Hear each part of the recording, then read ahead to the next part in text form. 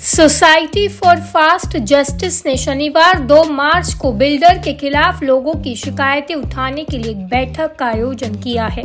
जी हां, आपको बता दें कि सभी बिल्डर से परेशान लोगों से विवरण प्राप्त कर न्याय तंत्र में सोसाइटी फॉर फास्ट जस्टिस न्याय की प्रार्थना करेगी। न्याय तंत्र में सुधार के विषय पर एक प्रस्ताव भी रखा जाएगा। सोसाइटी फॉर फास्ट जस्टिस पंजीकृत संस्था है। समाज में हो रहे अन्याय एवं सामाजिक समस्याओं के विषय पर कार्य करती रही है। बिल्डर से परेशान प्रत्येक व्यक्ति को इस सभा में आमंत्रण है। इस सभा में जागरूकता अभियान के अंतर्गत जो लोग बिल्डर के कारण बेघर हो चुके हैं, बिल्डर अपने पैसे की ताकत पर न कानून से डरता है, न सरकार से और न ही न्याय तंत्र से, उनके विरुद्ध सभी मिलकर एक साथ कानूनी कार्यवाही करने का मार्गदर्शन दिया जाएगा। और इसके साथ जुड़ी हुई बहुत सारी ऐसी समस्याएं हैं जो खुल्लम खुल्ला दिखता है कि इस देश का न्याय तंत्र ही अन्याय कर रहा है।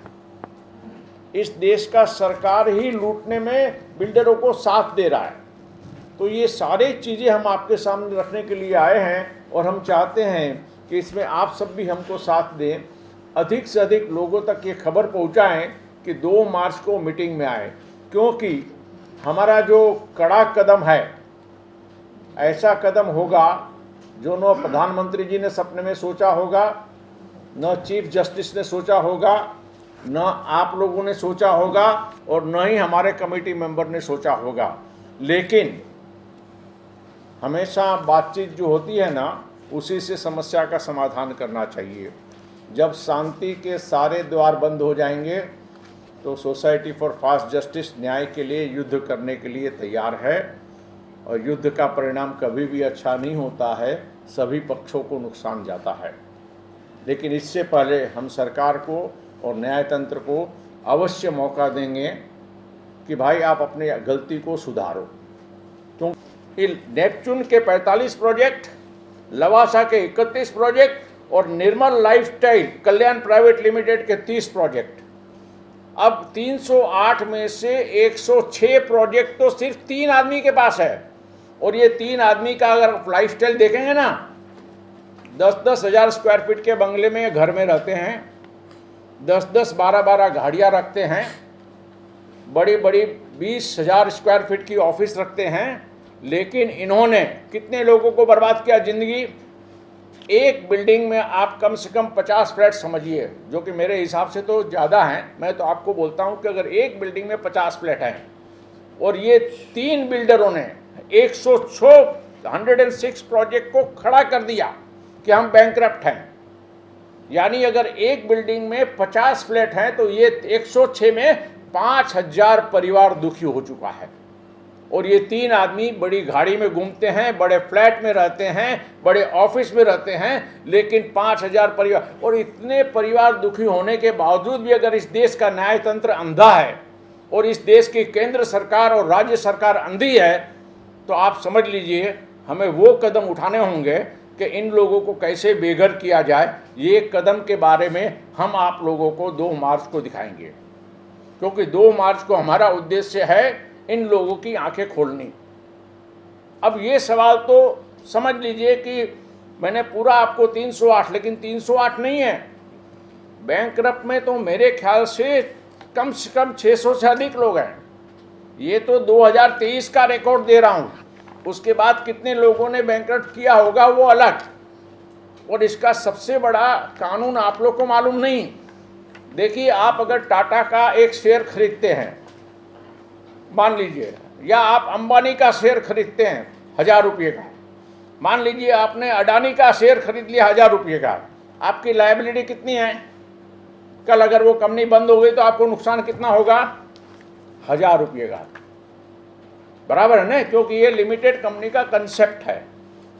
तो इन पॉलिटिशियनों बिल्डर को फेवर करने के लिए लिमिटेड लायबिलिटी पार्टनरशिप LLP बना दी।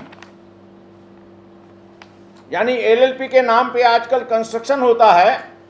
अब LLP के अंदर आपका फ्लैट नहीं आएगा, लेकिन एडिशनल जो जगह होती है ना, उसको बेच के पैसा जमा कर लेते हैं और आप लोग का मकान नहीं बनाते, आप तो बेघर हो गए, जिंदगी भर का 1 करोड़ रुपया चला गया।